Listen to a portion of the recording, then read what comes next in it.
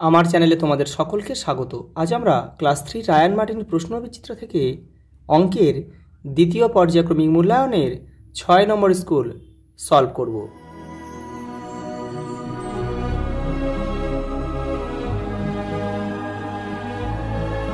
দেখো প্রথম প্রশ্ন দেখো, 140 গুণ 3 গুণফলে এককের ঘরের অঙ্কটি হলো। দেখো 3-এর সঙ্গে তাহলে 0 গুণ করতে হবে, তাহলে 0-এর সঙ্গে আমরা যা গুণ করব কী পাবো? 0। তাহলে এটা হবে 0। 44/4 ভাগটিতে ভাজ্য কত? দেখো ভাজ্য মানে যাকে ভাগ করা হয়, তাহলে আমরা 44কে ভাগ করব, তাহলে 44 হচ্ছে ভাজ্য। আয়তকার চিত্রের বাহুর সংখ্যা কত? 4টি। এই যে দেখো কোনো সংখ্যাকে 5 দিয়ে ভাগ করলে ভাগশেষ হতে পারে, তাহলে 5-এর কম হবে। দেখো 5 দিয়ে তাহলে 5-এর কম কী আছে? দেখো এই 3। পরেরটা দেখো 7টি 8-এর যোগফল, তাহলে 7-8 কত? 56। পরেরটা দেখো 8 জোড়া কলা, তাহলে 8 জোড়া মানে দেখো জোড়া মানে 2, তাহলে 8 আর জোড়া মানে কত? 2 করে। তাহলে দেখো 1 জোড়া মানে 2, তাহলে 8 2 16। পরেরটা দেখো 6, দেখো কটা 6 আছে? দেখো 6 কটা আছে? 4টে আছে, তাহলে 4 6 24। দেখো ভাগশেষ ভাজকের থেকে ছোট হয়। পরেরটা দেখো ভাজ্য মানে কি? ভাজ্য মানে ভাজক গুণ ভাগফল যোগ ভাগশেষ। 0 একটি দেখো জোড় সংখ্যা। দেখো 5 জোড়া মানে 1 জোড়া মানে 2টি, 5 জোড়া মানে তাহলে 10টি। পরেরটা দেখো 12 22 32, তাহলে পরের সংখ্যাটা কত? দেখো প্রত্যেকের দূরত্ব কত? দেখো 10 করে, তাহলে 10 ঘর করে বেড়ে গেছে। তাহলে 12 দেখো 12 থেকে 10 ঘর 22, 22 থেকে 10 ঘর 32, তাহলে 32 থেকে আরও 10 ঘর বাড়বে, তাহলে 42 আমাদের উত্তর। পরেরটা দেখো বিজোড় সংখ্যার সঙ্গে 1 যোগ করলে, তাহলে আমরা সর্বদা জোড় সংখ্যাই পাবো। যেমন দেখো বিজোড় সংখ্যা দেখো 3, আমরা 1 যোগ করলাম, দেখো 4 হয়ে গেল। 4 একটা জোড় সংখ্যা। দেখো পরেরগুলো দেখো 3-এরটা সত্য বা মিথ্যা বলেছে। 11 থেকে 3 বিয়োগ করা যাবে কতবার? দেখো 4 বার বলেছে, তাহলে 4 3 12, বেশি হয়ে যাচ্ছে, হবে না। তাহলে আমার 3 বার হবে এটা, তাহলে এটা মিথ্যা হবে। পরেরটা দেখো একটি বৃত্তাকার চিত্র আঁকতে একটি বক্ররেখাংশ প্রয়োজন। ঠিক, সত্য এটা। একটা 2টি বিজোড় সংখ্যা যোগ করলে একটি জোড় সংখ্যা পাই, এটা সত্য। কারণ দেখো 3 যোগ 1, 3 একটা বিজোড় সংখ্যা, 1 একটা বিজোড় সংখ্যা যোগ করলাম, পেলাম কত? 4, এটা জোড় সংখ্যা। পরেরটা দেখো 102 সংখ্যাটি 3 দিয়ে বিভাজ্য নয়, এটা কিন্তু মিথ্যা। কারণ কি? দেখো এটা 3 দ্বারা বিভাজ্য। কারণ কি? দেখো এই অঙ্কগুলোর যোগফল যদি 3 দ্বারা বিভাজ্য হয়, তাহলে সংখ্যাটা 3 দ্বারা যাবে। দেখো 3 আর 1, এই 2 আর 1 কত? 3, তাহলে 3 1কে 3 মিলে যাচ্ছে, অতএব সংখ্যাটা কিন্তু 3 দ্বারা বিভাজ্য। আমি একবারে লাফাই 3 ঘর, তাহলে 3 বারে লাফাই কত? তাহলে 3 3কে 9 বার হবে, তাহলে 6 বার আছে, এটাও মিথ্যা। দেখো পরেরটা দেখো বিন্যাস দেখে পরেরগুলো আঁকো। দেখো প্রথমে ত্রিভুজ দিয়েছে, তারপর একটা বৃত্ত দিয়েছে, এটা ত্রিভুজ দিয়েছে, পরেরটা তাহলে একটা বৃত্ত হবে। ক্ষয়টা দেখো তীর চিহ্নটা উপরে, তীর চিহ্নটা নিচে, পরেরটা তীর চিহ্ন উপরে, তাহলে পরেরটা তীর চিহ্ন নিচে হবে, কিন্তু কটা হবে বলো তো? 2টো হবে, যেহেতু এখানে 2টো আছে, এখানে 2টো হবে। পরেরটা দেখো একটা রেখা, 2টো রেখা, 3টে রেখা, তাহলে এটা 4টে রেখা হবে। পরেরটা দেখো ঘরেরটা ভালো করে দেখো, এখানে 4টে বক্স, প্রত্যেকটাই বক্স আছে, তাহলে আগে একটা বক্স এঁকে নাও। দেখো রেখাটা কোন দিক থেকে কোন দিকে ঘুরছে? দেখো প্রথমে এসে এই দিকে, তারপর দেখো 1 ঘর সরে গেছে, 1 ঘর করে সরে যাচ্ছে, দেখো তারপরে ফের এই এসেছে, তারপরেরটা এবার এই আসবে। পরেরটা দেখো এখানে একটা বক্স দিয়েছে, তার আগে বক্সটা কেটে নাও। ভালো করে দেখো এখানে যে কোনো একটাকে তোমার লক্ষ্য করো। দেখো প্রথমে তুমি আয়তক্ষেত্রটাই লক্ষ্য করো। দেখো এই আয়তক্ষেত্র এখানে আছে, দ্বিতীয় ঘরে গেল, দেখো 1 ঘর সরে নিচে চলে এসছো, তারপর দেখো এই আয়তক্ষেত্রটা 1 ঘর সরে ফের এই ডান দিকে চলে গেল, তাহলে এখানে এবার এর পরের ঘরে আয়তক্ষেত্র কোথায় যাবে বলো তো? এইখানে যাবে। তাহলে দেখো আয়তক্ষেত্রটা মাথায় যাবে। এবার সবগুলো এক ঘর করে সরিয়ে দাও। তারপর আয়তক্ষেত্রের পরে কি যে বৃত্ত আছে, তাহলে বৃত্ত তুমি এখানে করে দাও, তাহলে বৃত্তটা এখানে হবে। বৃত্তর পরে কি আছে দেখো ত্রিভুজ আছে, তাহলে ত্রিভুজটা তুমি নিচে করে দাও।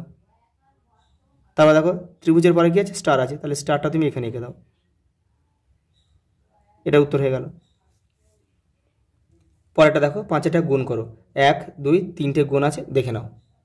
এই যে দেখো 1 2 3 এই গুণটা করে দিয়েছি। পরেরটা দেখো ভাগ করে ভাজ্য ভাজক ভাগফল ভাগশেষ লেখো। 1 2 দুটো দিয়েছে দেখে নাও। দেখো আগে ভাগটা করে দেখো, 2 2 1 2। দেখো এই শূন্যটা যদি আমরা নামাই, এর আগে কিন্তু কোনো সংখ্যা নেই, এই জন্য কিন্তু আমরা কি করব, এই শূন্যটার জন্য এখানে একটা শূন্য খাওয়াতে হবে। তারপর 6 নামাচ্ছ মানে দেখো একই ঘরে দুবার সংখ্যা নামানো যায় না, যদি নামানো যায় তাহলে শূন্য খাওয়াতে হবে। দেখো তাহলে শূন্য খাওয়ালাম, তাহলে এখানে 200 লিখে দিই। তাহলে এটা হলো, এটা আমাদের দেখো এটা হচ্ছে কি ভাজ্য, এটা ভাজক, এটা ভাগফল, আর এটা ভাগশেষ। পরেরটা দেখো, দেখো 5 3 কি 15। এই যে মিলে গেল, দুটো সংখ্যা মিলে গেল মানে কিন্তু এখানে কিন্তু একটা শূন্য খাওয়াতে হবে, শূন্য খাওয়াতে নাহলে হবে না কিন্তু। দেখো 3 নামলো, তাহলে এটা হচ্ছে এটা হচ্ছে ভাজ্য, এটা ভাজক, এটা ভাগফল ভাগশেষ। দেখো নিচের সংখ্যাগুলির মধ্যে ত্রিভুজে জোড় সংখ্যা এবং বৃত্তেতে কী হবে বিজোড় সংখ্যা বসিয়ে অঙ্ক করো এবং উত্তরটি জোড় না বিজোড় সেটা লেখো। আচ্ছা ত্রিভুজে আমাদের জোড় বসাতে বলে, তাহলে ত্রিভুজে আমরা এখানে জোড় বসাই, তাহলে 8 বসাই একটা সংখ্যা জোড়। আচ্ছা আর বিজোড়ে কী বলেছে, বিজোড়ে মানে বৃত্তে বিজোড়, তাহলে 3 লিখছি আমরা। তাহলে 8 3 24, তাহলে 24টা আমাদের জোড়। পরেরটা দেখো, তাহলে দেখো এখানে বৃত্তের মধ্যে বিজোড় সংখ্যা লিখতে বলেছে, আমরা বিজোড় সংখ্যা অন্যটা লিখি 5, আর এখানে জোড় সংখ্যা লিখতে বলে, জোড় সংখ্যা আমরা 10 লিখছি একটা, তাহলে 5 10 50, তাহলে 50 হচ্ছে জোড় সংখ্যা। পরেরটা দেখো, ফাঁকা জায়গায় সঠিক উত্তর লেখো।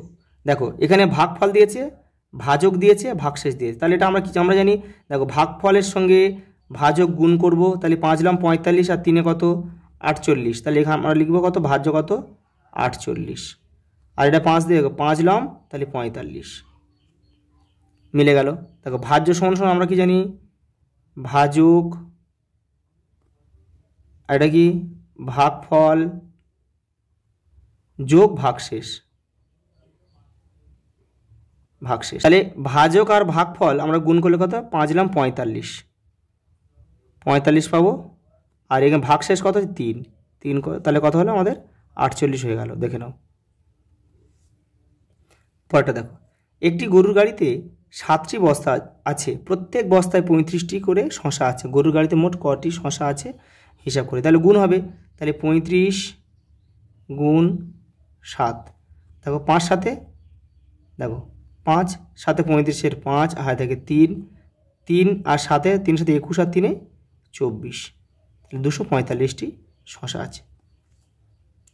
পরেরটা দেখো, বাবা বাজারে গিয়ে 50 টাকা 50 পয়সার মাছ, 20 টাকা 50 পয়সার কাঁচা আনাজ কিনলেন, বাবার মোট কত টাকা খরচ হলো, শুধু যা যোগ করলে হয়ে যাবে। দেখো এই যোগটা করে দিয়েছি 71 টাকা, শুধু 71 টাকা। পরেরটা দেখো, আমার কাছে 80 টাকা 50 পয়সা আছে, আমি 3 টাকা 50 পয়সা দুটি পেন্সিল, দেখো একটা পেন্সিলের দাম 3 টাকা 50 পয়সা, তাহলে দুটি পেন্সিলের দাম 7 টাকা, এটা কিন্তু বুঝতে হবে। 12 টাকার খাতা কিনলাম, আমার কাছে কত টাকা আছে, এটা যোগ করে 80 টাকা 50 পয়সা থেকে বিয়োগ করলে উত্তর হয়ে যাবে। এই যে দেখো 3.5 টাকা একটা পেন্সিলের দাম, তাহলে দুটোর দাম 7 টাকা, তাহলে দুটো যোগ করলাম 19 টাকা, এবার 80 টাকা থেকে 19 টাকা বিয়োগ করলাম, দেখো কত 61 টাকা 50 পয়সা, এটাই উত্তর। পরেরটা দেখো, 812টি মাছ 8টি বাক্সে সমান সংখ্যা রাখলে প্রতিটি বাক্সে কতগুলি মাছ থাকবে, এটা ভাগ করতে হবে, কতগুলি মাছ বাক্সের বাইরে থাকবে দেখে নাও। এই যে ভাগ করে দাও, 8 1 8, 1 নামলো ছোটো, তাহলে আরেকটা নামাতে হবে, তাহলে এক ঘরে আরেকবার নামাতে গেলে একটা শূন্য খাওয়াতে হবে, তাহলে দেখো 8 একে 8, তাহলে এখানে 4, তাহলে 4টি মাছ অবশিষ্ট থাকবে, আর টোটাল বাক্স লাগবে 101টি। পরেরটা দেখো, দিদিমণি ক্লাসে 285টি খাতা নিয়ে এলেন, প্রত্যেকে 7টি করে খাতা দেবেন, কতজনকে খাতা দিতে পারবেন? কতগুলো খাতা দিদিমণির কাছে পড়ে থাকবে, এটা ভাগ করতে হবে। দেখে নাও 4 7 28। দেখো যখন মিলে যাওয়ার পরের সংখ্যাটা যদি এই ভাজকের থেকে ছোট হয়, তাহলে কিন্তু এখানে একটা শূন্য খাওয়াতে হবে। দেখো এই 5 নামালাম, তাহলে এখানে শূন্য খাই, এখানে শূন্য দিয়ে দাও, হয়ে যাবে। তাহলে দেখো 40 জনকে খাতা দিতে পারবে এবং 5টি খাতা কিন্তু অবশিষ্ট থাকবে। পরেরটা দেখো, কৃষ্ণনগরে কোনো পরিবারে প্রতিদিন 123টি পুতুল তৈরি হয়, 7 দিনে মোট কতগুলি পুতুল তৈরি হবে? তাহলে এটা গুণ করলে হয়ে যাবে। 123 গুণ 7, দেখো 3 7 21, 1 হাতে থাকে 2, 7 2 14, আর 2 16, 6 হাতে থাকে 1, 7 1 7, 1 8, তাহলে 861টি পুতুল তৈরি হবে। দেখে নাও লাস্ট প্রশ্ন, দেখো চিত্র অঙ্কন করো। দেখো বক্ররেখা, একটা বক্ররেখা চিত্র অঙ্কন করে, এই যে এটা বক্ররেখা হয়ে গেল। দেখো একটা সরল রেখাংশ, এই সরল রেখাংশ বলেছে মানে এই একটা রেখার অংশকে, তাহলে এ বি, একটা রেখার অংশকে রেখাংশ বলে, তাহলে এটা সরল রেখা, তা কিন্তু আমরা অংশ কেটে নিলাম, হয়ে গেল। ত্রিভুজ বলেছে, দেখো ত্রিভুজ, এগুলো তোমরা কিন্তু সব পেন্সিলে আঁকবে, আমি তোমাদের বোঝানোর জন্য শুধু হাত দিয়ে এঁকে দিলাম। দেখো আয়তক্ষেত্র মানে যে দুটো বাহুর দৈর্ঘ্য বড় হবে, কিন্তু বর্গক্ষেত্র মানে দেখো 4টে বাহুর দৈর্ঘ্য কিন্তু সমান হবে। এগুলো তোমরা স্কেল দিয়ে মেপে আঁকবে, এইটা বর্গক্ষেত্রটা। ব্যাস, আজ এই পর্যন্ত, দেখা হবে পরের ভিডিওতে।